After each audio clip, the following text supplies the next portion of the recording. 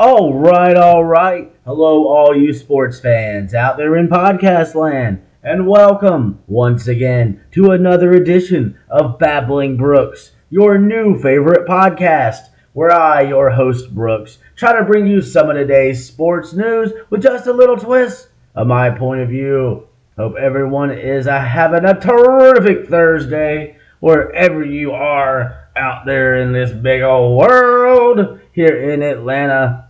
Looking like a beautiful day. Gonna be hot, of course, because hey, it's August in Atlanta, so it's gonna be hot. Sure, it's gonna be humid, but hey, it's a beautiful day in Braves country, because our beloved Braves coming through yesterday and putting it on the visiting Los Angeles Angels and Shohei Ohtani. Great game for the Braves, especially with the way they seem to have kind of, I like to say, struggled, but not been quite as successful as you would expect when it comes to not only closing games in a series, but like day games. They've done better this year, it feels like, than last year overall with it, but still kind of been those like stumbles, we'll call them, sometimes when you have that early, like, last game before you travel somewhere type of things. But man, Braves looked pretty damn sharp yesterday. Won 12-5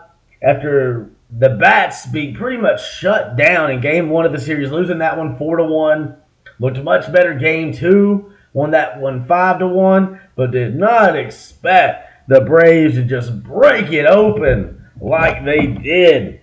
Of course, coming in, it was the matchup of guys playing in their second game with their new team, Yonny Chirinos. Looked not the worst in his previous outing, so I'm sure he was ready to, show he could do better, and he did for the most part, and probably helped that he was on like a normal amount of rest. I saw it in multiple places, including during the game yesterday. I think it was Francoeur was talking about it, that when you're like a screwball kind of pitcher, sinker, whatever, like when you pitch those sinker balls, and that's your success. Normally, you're not going to be as good a pitcher when you're pitching on like an excessive amount of rest, because there's just something about getting that right kind of movement that maybe you need to be a little tired, a little tuckered out. So like it had been like 2 weeks almost in between outings for him as a pitcher, and he had been coming out of the bullpen prior with the Rays there at the end of his tenure with that team. So it looked a lot better in this one with the normal amount of rest, just going out there like with a normal 5-6 days, whatever, and it looked pretty good. Like he ended up allowing, was it six hits, 3 runs, over 5 innings pitched, struck out 5, only walked 1 dude, so you like that ratio. And 2 of those runs, even though they were attributed to him, you could really, fair or not, blame Michael Tonkin for those runs. The guy who came in relief of Mr. Chirinos. Tonkin only getting 1 run that he allows, but he did allow those 2 runs of Yanni's to come around. One of those because they had a chance to get out the inning with a double play, and he just missed first base. Just whiffed. A foot whiff, as we call it. Like, he just missed first base. You can see immediately, he's like, damn it. But it didn't really matter in a game like this, where you already had such a significant lead. You did feel like that allowed, for a second there, to look like, oh no, man, are the Angels going to come back? They're within 5 runs now. But we're able to get out of it. But Tonkin, not getting the guy out on that play, allowed a run to score on that play. And then the next batter up hits a triple, which drove in the last run that got attributed to the starter, Yonny Chirinos, as Ohtani made his way home on that. But Braves doing enough. And it was like every single time the Angels tried to respond to the Braves' lead, it was like the Braves immediately responded to said response once they broke it open in the third, man. Because for a second, it's looking like a pretty good pitching game. Mentioned, Yonny Chirinos was in his second start with his new Braves team. Same story with Luke Giolito, who got rocked. He was one of those acquisitions by the Angels when they got a couple guys from the White Sox, and the White Sox ended up having a mini fire sale, getting rid of a few of their guys because they realized their season's over. The Angels trying to make a run at things. Mentioned that the two Rockies hitters they got that were a big part of their win in the first game of this series. And Giolito seems like a pretty good pickup. He's been decent, not been great with the Sox, but the Sox just ain't been very great this year. So not been terrible. His ERA was, it's 4.36 with this rough outing added in there. Because in this one, did not look good at all. And I'm fine with it. The Braves getting to him. I think Braves were just due for a big game after, only one run the first game of the series. A decent 5 runs in game 2, but they're like, hey man, we just heard the Cubs scored 32 runs in their two games. We better get ready for that damn series coming up tomorrow, or tomorrow from today. As of yesterday it was, we'll say Friday, it wasn't tomorrow yet, but it is now. But Giolito wasn't looking too bad going in to the third inning. 3-0 Braves, gets a couple guys on base. Next thing you know, Ronald Acuna. We've been saying he was due for a home run. And I knew eventually, if I said he'd get a home run, I'd be right. Because just statistically, it's going to happen. Number 25 on the season for Ronald Acuna Jr. A 3-run shot, just creating some immediate separation in this game. 3-zip. Just like that. One swing of the bat. You got to love home runs with guys on base. Because his solo shot would have been cool. But, there's just something about 1-0 to 3-0 that just doesn't begin to break the other team's will quite as much. And seeing Acuna do that is a beautiful thing. He ends up only being a triple shy of going for the cycle in this contest. 3 for 4. Also got on base with a walk, a 4-pitch walk. So not intentional, but kind of intentional, You're throwing it like you're just scared to throw it to him. You don't want to see him give up 2 homers. So he scored 4 runs in this game. So every single time Ronald Acuna Jr. got on base, he found his way home. Every time. And the first time he just puts himself all the way around there. The rare no-steal game. Back to back kind of, but the home run makes up for it. And he is the fastest player ever in Major League Baseball history to 25 homers and 50 steals in the season. And damn it, he ain't done. We got 2 whole months of baseball. Got almost 60 games left, almost. So he's got some time to add to that. And it's crazy. I would have thought it'd been more recent. But nobody has gone for a 25 and 50 season since 2007. That was Hanley Ramirez. Barely heard of him. So you think Acuna is about to, it'll be at least a 30-60 season. And honestly, at this point, like 40-60 seems pretty damn possible. You would have to think, but at least 30. Like he's going to hit 5 more homers this year. Like not a doubt on that. I was knocking on wood just in case. But I feel pretty damn confident.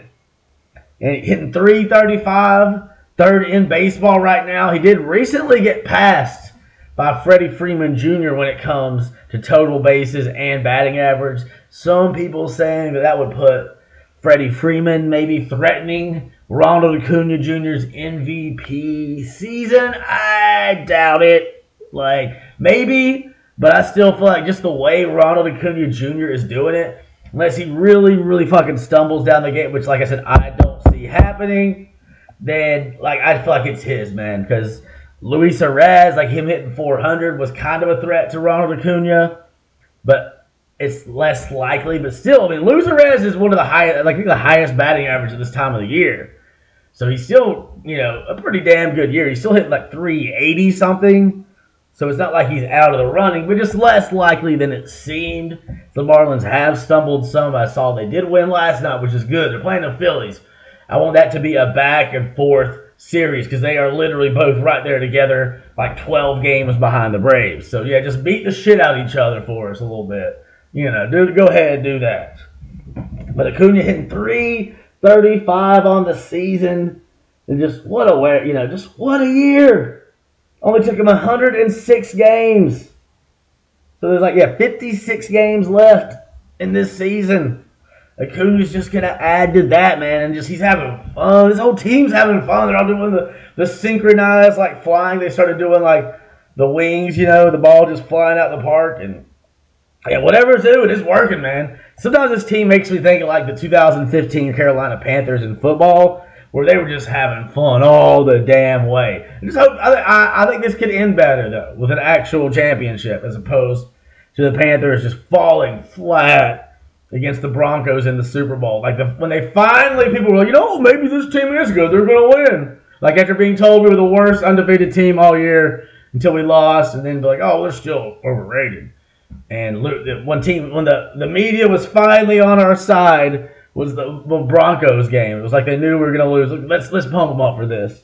But either way, it reminds me in some ways, but the Braves seem to be having even more fun than that Panthers team. Just watching how they all interact with each other in the dugout, like after the game, like celebrating. These dudes are having a lot of fun. They're like, hey, we're playing a game. Yeah, we're getting paid a lot of money to play this game. But when it all boils down to it, it's a fucking game, y'all. Let's have some damn fucking fun.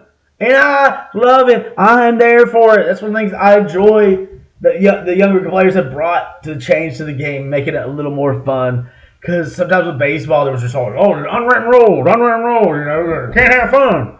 You could get hit by a pitch just for looking happy back in the day. You know what I mean? Like 10, 20 years ago, the Braves do that celebration like they did, and I love it because I love the celebration. But they're like on the rail of the dugout, multiple guys doing looks like this synchronized, like moving your arms like you're flying kind of shit. Like that would get the next batter hit 20 years ago. Just saying. I'm not saying this, right? I'm just saying that's what would happen. I'm glad that there's more celebrating in baseball. I'm glad there's more fun in baseball. Because it's a long-ass game. It's a long-ass season, man. You gotta inject some energy into it. Nice. I'm there for it, man.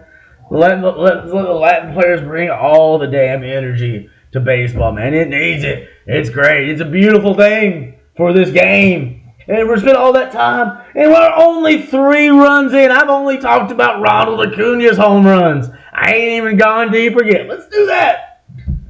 Because the Braves got started there, of course, in the third with a 3-run shot. I got a Braves notification. Oh, it's just about Max Fried. Okay.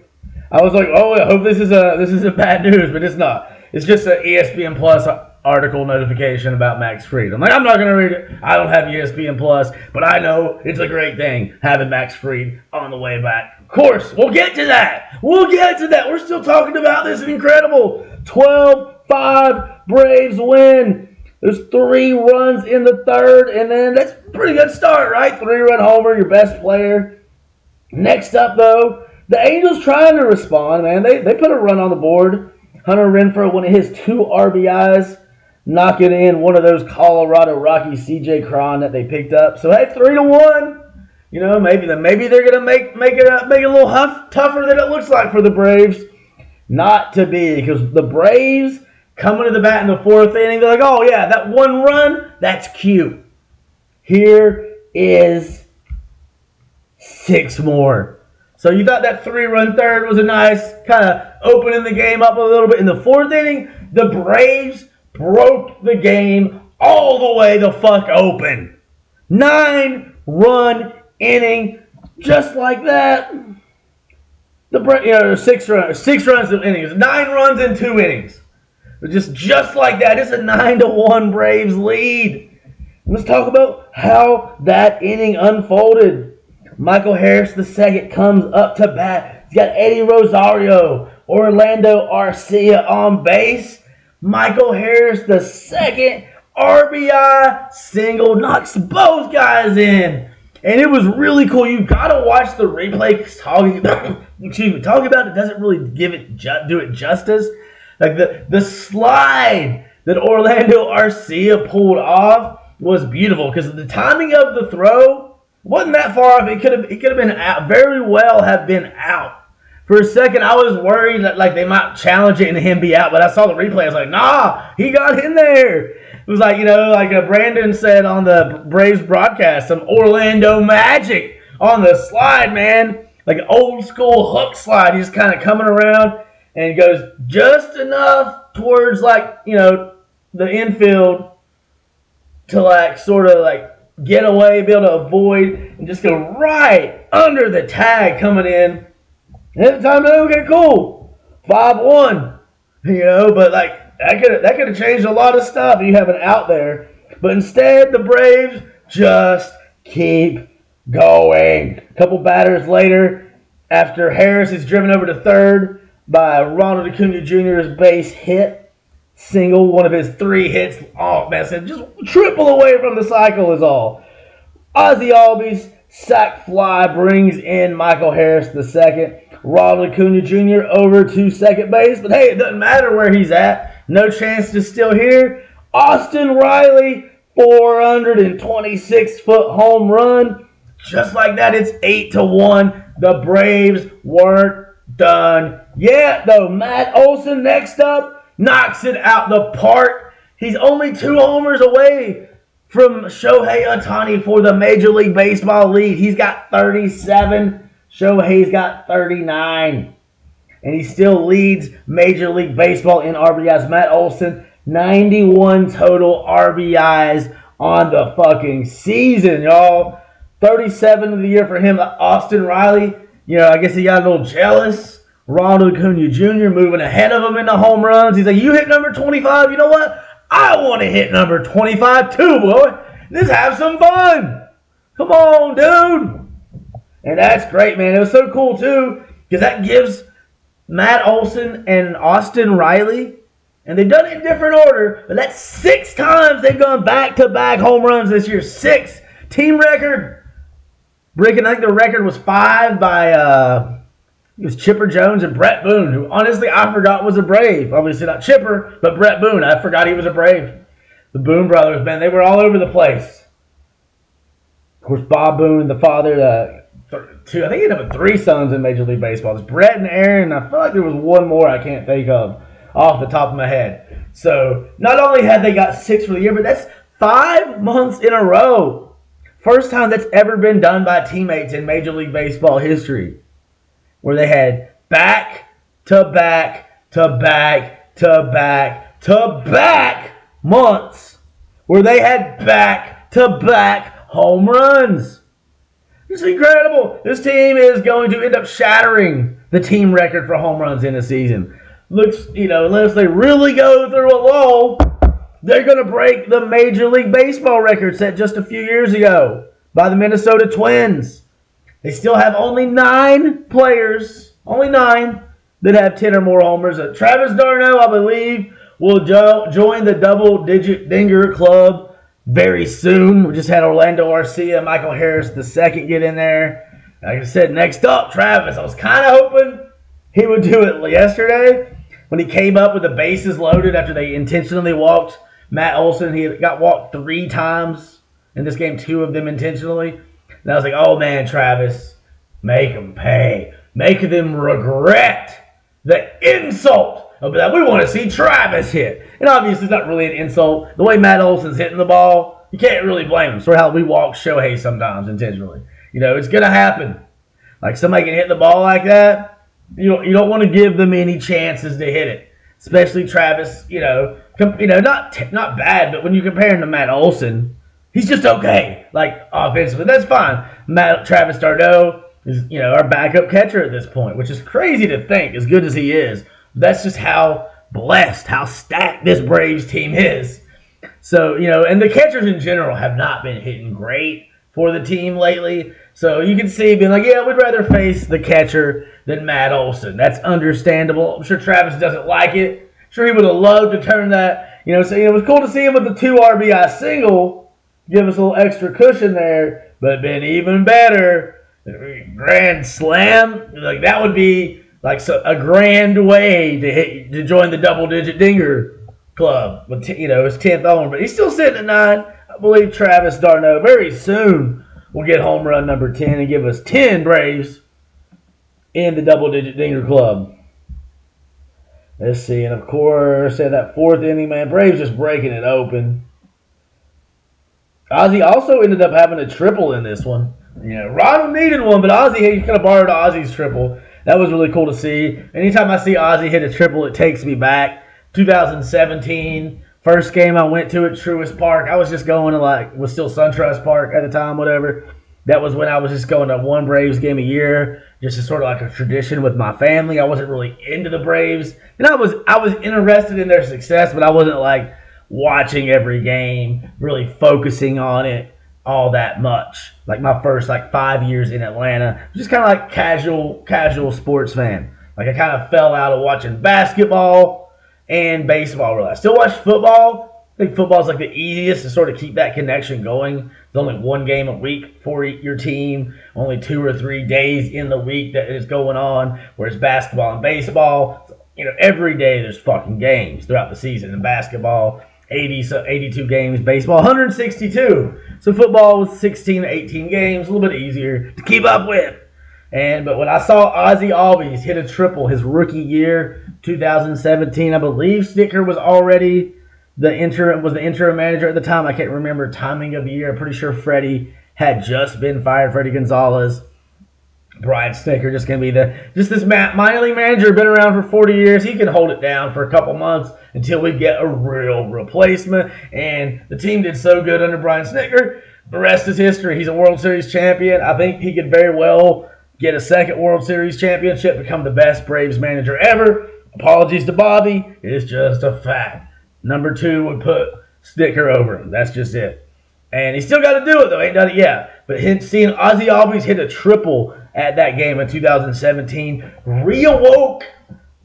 reawakening of my passion for the Atlanta Braves. I was like, I got back into it immediately. It was just like, this team is going to the playoffs next year. And they were in a drought. It's like, now it's easy to be like, predict the Braves go to the playoffs next year? That's duh. But, in the 90s, and then now it'll be obvious. But there for a couple years ago, did not look that way. It was rough being a Braves fan. But 2018, losing to the Dodgers in the playoffs. But they made the playoffs. 2019, of course, looking like it could be the year. But that was the year of the fucking Cardinals, man. That, 9-run, 10-run inning.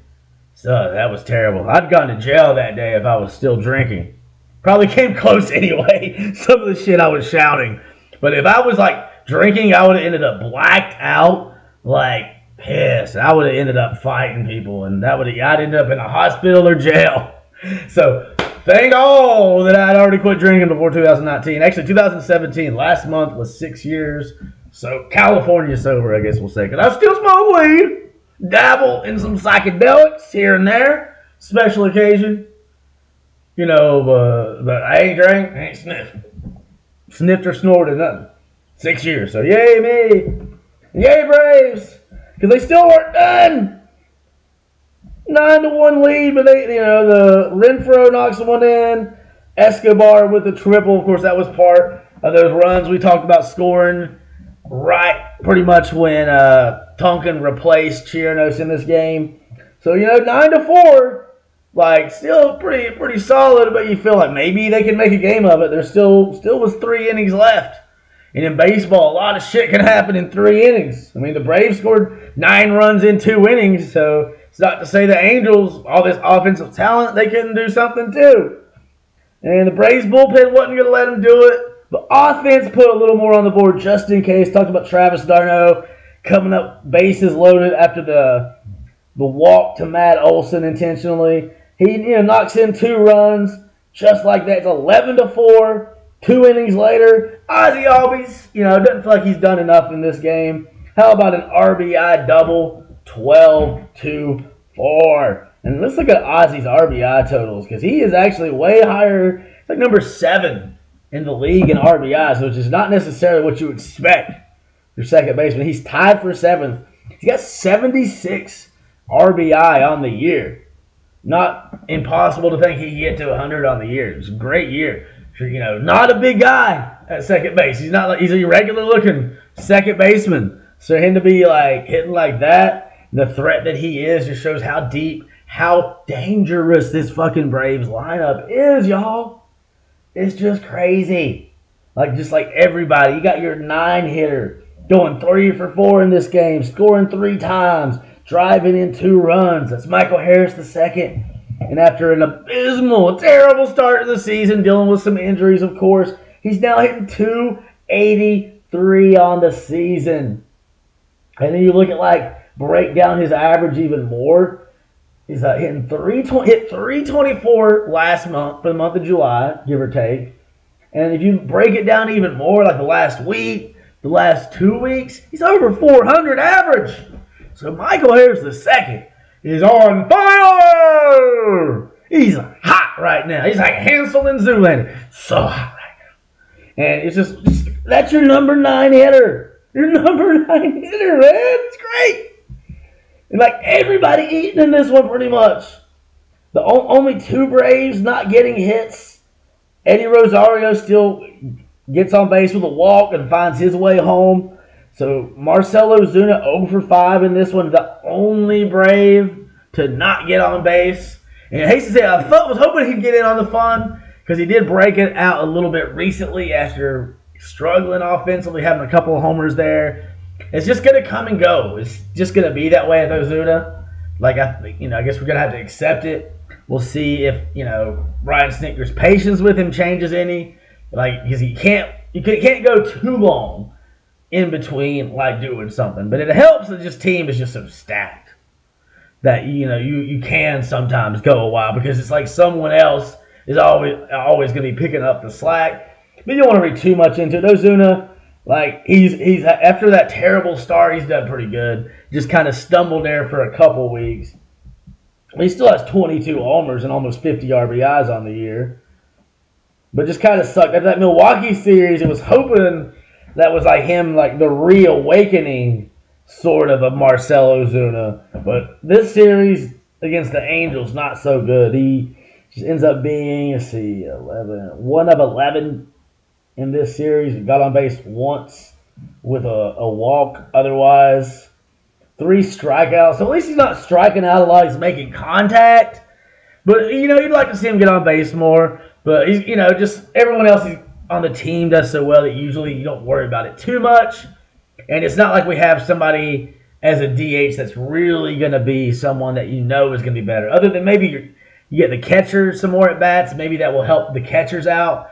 Less full days off. You get those partial days off where they can get in there and get some swings in. Because lately, seems like Travis and Sean. Travis had the RBI in this one. But, overall, they've not been, hitting quite as well as they were.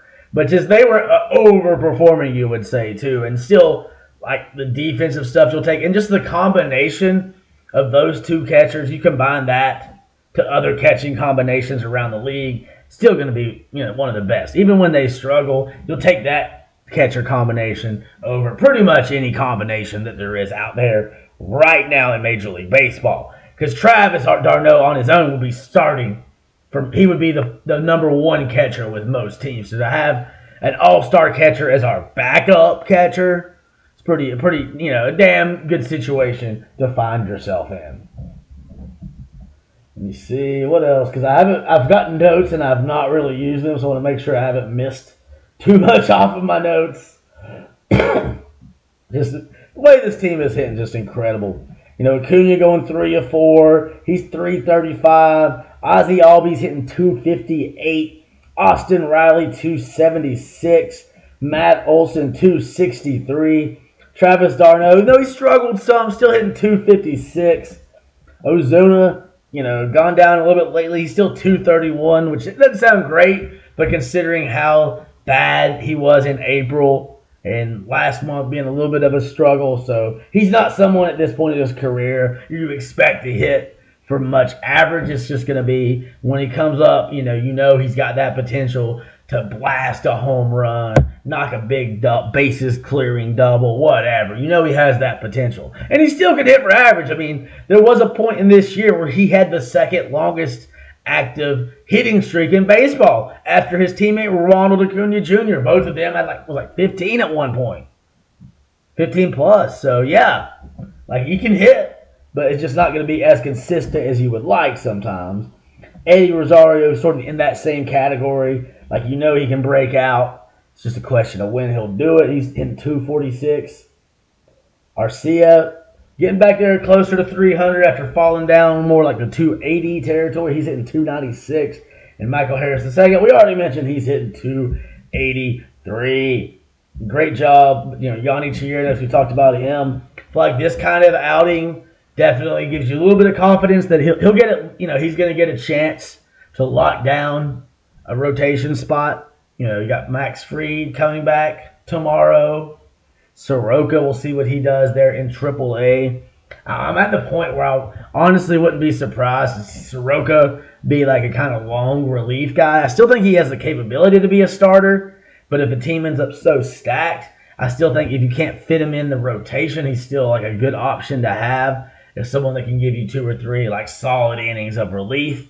But I still think wouldn't want to give up on him as a starter either. But this gives you, Chirinos, I feel like he's going to be the guy for now until he proves that he doesn't deserve it. We'll see what other kind of moves they make down the stretch. Because I know like Jared Schuster, Dylan Dodd haven't really looked very good at AAA, so I don't see them as being options for this team down the stretch. But Soroka and maybe A.J. Smith-Shawver, those are 2 guys I could see getting moved up maybe from Gwinnett at some point to get some work, but maybe not if Chirinos keeps pitching like this. And he ended up giving up 3 runs, but like I said, 2 of those really are more Tonkin's fault than his, because Tonkin could have just ended the inning by just stepping on the base. And then that's only no runs, only 1 run charged to Yonny in this one. So it looked pretty good, 75 pitches. Tonkin, a little bit of a struggle, but only ends up giving, 1 run, really 3 runs up. But strikes out a couple guys, so that was good. Pierce Johnson, Kirby Yates, both with scoreless innings in this one. Colin McHugh only giving up the 1 run there in the 9th inning. Some people saying Soroka maybe could threaten McHugh's spot, like he would be good for that spot in the rotation where in the bullpen. But we'll see. McHugh not too bad in this one. And he's not been as good this year as last year, but he's usually a pretty solid, like middle relief kind of option. Like not in like high leverage situations necessarily, but like we've been saying, we do have Max Fried returning officially. He's not back on the team. They've still got at least 1 move to make because they'll have to cut somebody off the 40-man roster to allow him a spot because where he was on the 60-day IL, it does not count against the 40-man roster. But they did. I saw sent down. Or they put Daysbel Hernandez on the injured list. Hopefully he's all right. Seems like a minor thing, a little injury because he just had Tommy John surgery, just making his major league debut. And I thought he's looked pretty good so far, so hopefully he'll be all right. And then also Charlie Culberson, designated for assignment, and this time he is going with free agency. Last time he did that and then ended up signing back with the Braves on a minor league deal. Seems less likely this time, because Nicky Lopez becoming a Brave just puts a big block in Charlie Culberson's way to sort of get in there. Because even when he was designated before, it felt like temporary, like you could get him back. But Nicky Lopez he's really damn good utility infielder. Like he could start, he was starting for the Royals. He could start for a bunch of different teams. This Braves team, to have him as a depth option, especially for a pitcher that they didn't give up any players to get. So it feels like a pretty good deal. And just the defense he provides. And Charlie wasn't playing much anyway, so good luck to him, man. Still remember back 2018 when I was getting him and Dansby Swanson mixed up. Speaking of Dansby, we'll be facing our old buddy this weekend. Friday, Saturday, Sunday, Braves going up to Wrigley Field. Every game will be starting at 2:20. So Braves better keep this energy they had for this day game yesterday and take that up there to Chicago, because Chicago has been rolling. The last 2 games I mentioned earlier, they scored a combined 32 runs. 3 homers by Dansby Swanson in those 2 games. It was like back-to-back games where they had somebody, I think it was Ian Happ had 2 homers one game, and Dansby had 2 homers in the other one. And they're just crushing it. So the Braves are going to need some offense. We're going to need Max Fried at his best. Hopefully, sounds like there'll be no restrictions for him tomorrow, as he will be opening the series. It looked at one point like it'd be Saturday, but now it's going to be Friday. And I like that, having your ace go out there. And getting a player like Max Fried back at this time of the year is just so big for the Braves. And a lot of people thought they might trade for a starter, but I'm glad they didn't, because you would have had, they've already depleted their farm system over the last couple of years. Need to let that kind of build back up. And also, you don't want to give up too much for just a rental. You don't want to mess up the feng shui, the vibe in the clubhouse, especially when you got someone like Max Fried about to come back. I believe that if they didn't think Max was going to be ready to return, if they hadn't seen him, and I think him pitching on the trade deadline day there was big. Seeing how Dylan Lee did, him pitching right before that. They're we don't really need to do anything too crazy, because you've already got Spencer Strider leading the league in strikeouts and wins. Bryce Elder still, he's faltered some, still number 3 in ERA. The Braves have 3 of the top 12 pitchers, ERA-wise, when it comes to starting pitchers that have pitched enough to qualify to count. Charlie Morton also in there, number 12. So these guys are pretty damn good. I mean, a lot of people think Spencer could end up with a Cy Young Award. Not leading the league in ERA. I think he's 9th or 10th in ERA, but the strikeout stuff he's doing and getting wins despite allowing runs at times, pretty damn impressive. So it'd be nice to see him win Cy Young, because he kind of missed out on Rookie of the Year just due to the fact that his teammate Michael Harris II was too damn good. So it kind of blocked his path to Rookie of the Year. So it'd be kind of cool to see him win some other sort of hardware early in his career. And it's very possible. We'll see, not a for sure thing, but if he can have a strong finish to this season, I like his odds. So you don't really need to mix it up too much when you've got that. You don't want to give up too much, and then you're already about to have 4 solid guys. And then number 5, maybe Yonny Chirinos fits into that 5th spot. You still got Michael Soroka, I think, could fit into that 5th spot potentially.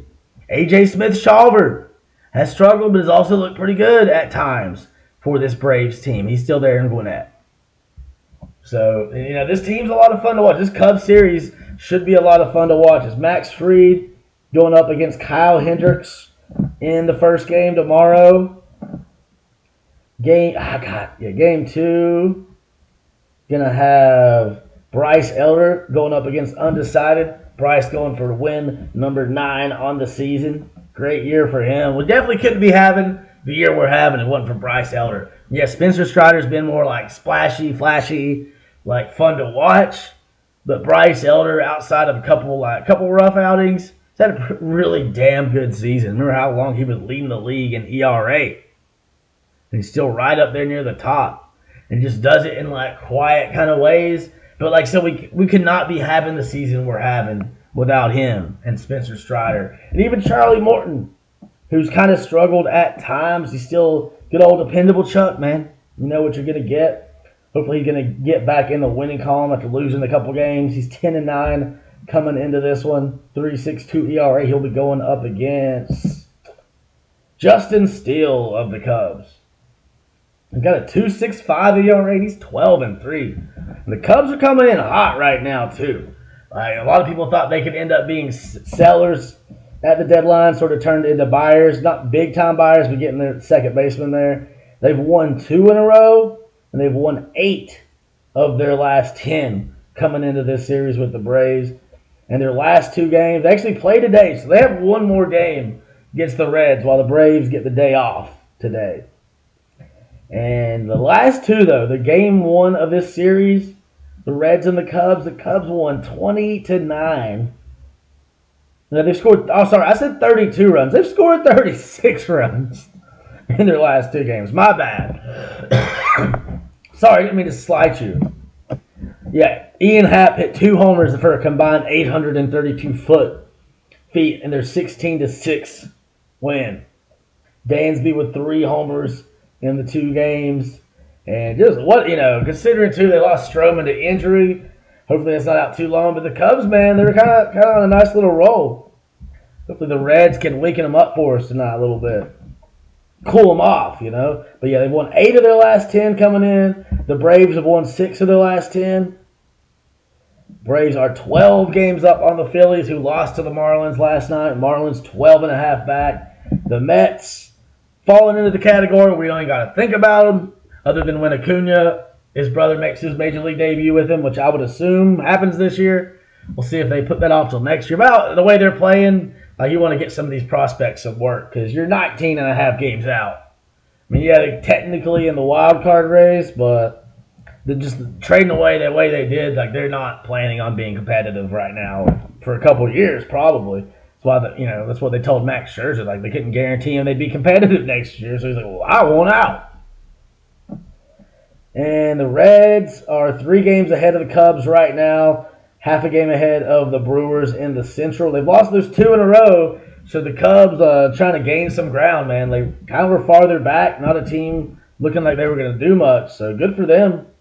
2 games over 500 now, so they can keep it going.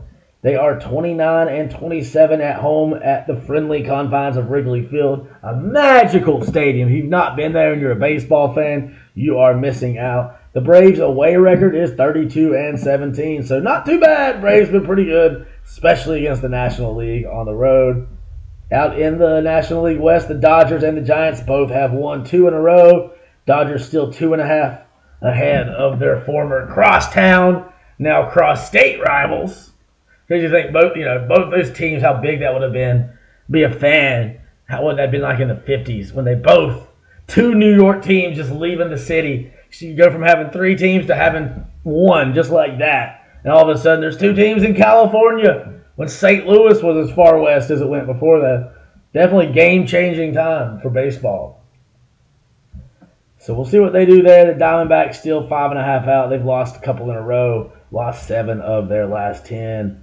Out there in the American League, Toronto trying to gain some ground. Baltimore and Tampa Bay both lost last night, but they're still on top with 66 wins each. Tampa a game and a half behind the Orioles right now. But, of course, the whole American League East is still ahead of the entire American League Central as the Twins. First place, 2 games over Cleveland, but they are a game and a half behind the Yankees. So good thing they are their own division.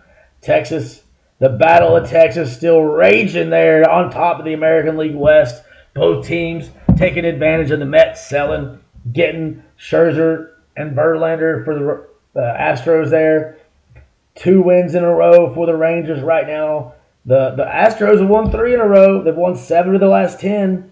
The Rangers kind of been struggling. They're trying to turn it back around after losing 6 of the last 10. They still have a half-game tenuous lead over them right now. The Mariners trying to gain a little ground. They've won 6 of their last 10. Won last night. They are 6 games out.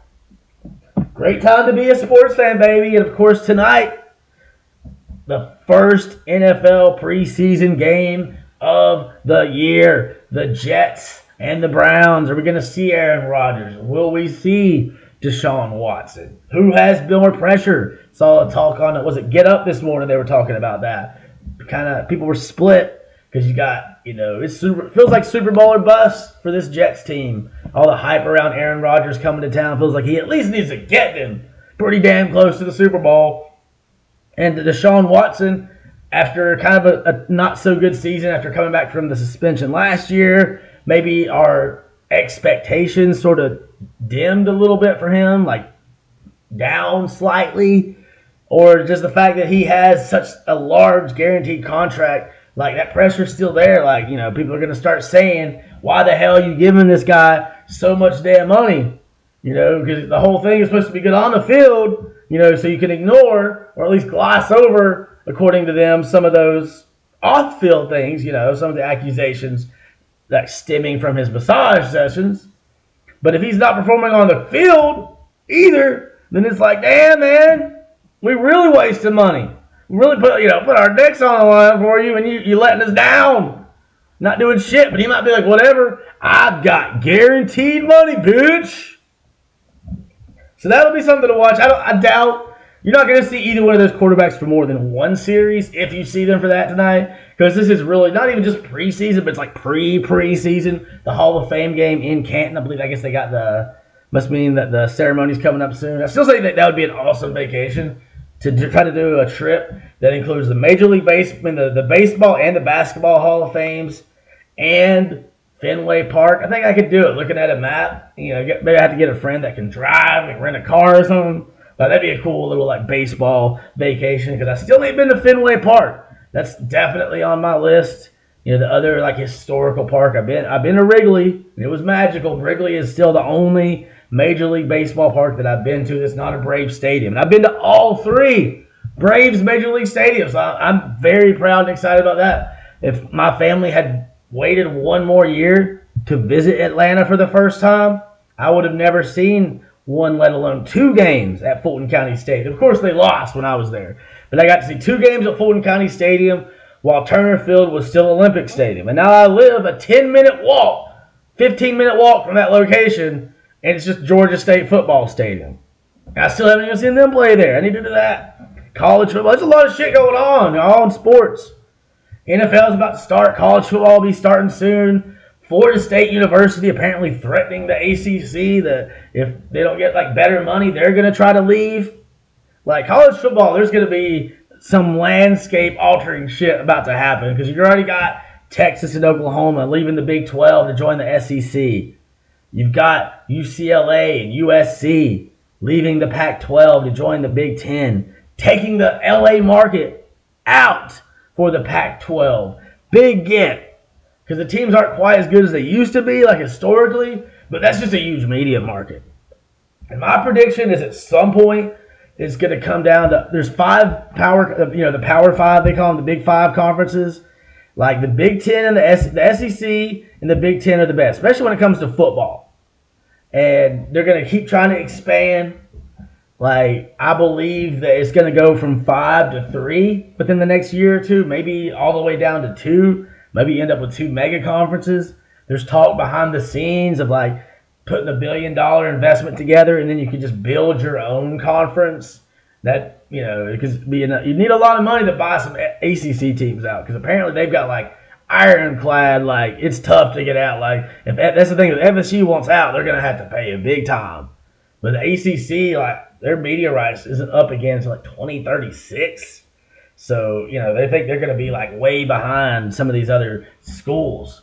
So, the Big Ten and the SEC can start picking off other conferences.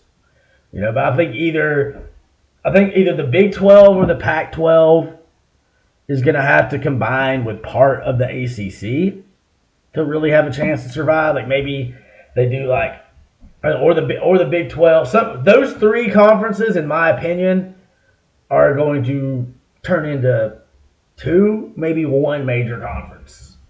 Like, and then maybe you end up with like a Big 3 conference where you have like the Big 10 and the SEC and whatever ends up left. Like my prediction is one of those 2 leagues basically becomes defunct. Probably, either I think the ACC has the best chance to survive, but they're going to probably have to do some sort of deal with what's left of one of those conferences.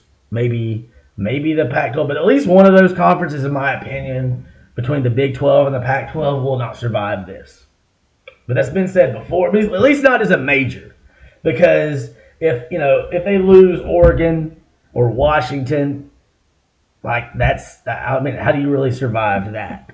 Because then you got to think Arizona State, they wouldn't be like terrible fits for the Big 12. Maybe Utah as well. Stanford, apparently is one of the teams the Big Ten is considering. They're mostly considering Washington and Oregon, but they also I guess California and Stanford. Especially Stanford does feel like they would kind of fit in, like with the Big 10, like academically sort of thing. But we'll see what happens, man. A lot of chaos on the way. But, we'll talk tomorrow, but not about the Braves. We'll find something to talk about, probably this football game. Try to maybe talk about that for a few minutes and see what else goes on. Maybe some other cool sports news will break. You never know. Dalvin Cook could sign somewhere. That'd be big news for the Jets. They can get him and the night of the game, whatever. But regardless, that's going to be it. Stay tuned. Tomorrow, the Braves and the Cubs series starting. It's going to be a beautiful thing. I'm actually going to watch all these games before I go to work tomorrow. And then Saturday, because I'll miss Sunday's game, I always do. Unless it's prime time. Prime time. I'm sticking to Colorado, baby. They're not going to win the Pac-12 now. Maybe they win the Big 12. Either way, hope y'all have a great day. Check in tomorrow for more Babbling Brooks, your new favorite podcast. I'll be here telling y'all about something. Maybe you'll see maybe some new music will come out. I'm not for sure what to expect. Been a lot going on, but I'm still listening to that Nas album, y'all. That Nas Magic 2. It's some magical shit. Listen to it. And the 50 Cent guest verse is a little short. It's whatever. I think I'm gonna try to go. It's 2 weeks. 50 Cent, his tour comes through. I might try to do that just in case Eminem shows up. I don't want to regret missing out on that. But hey, man, I already said bye. So y'all have fun. Come back tomorrow for more. Peace out.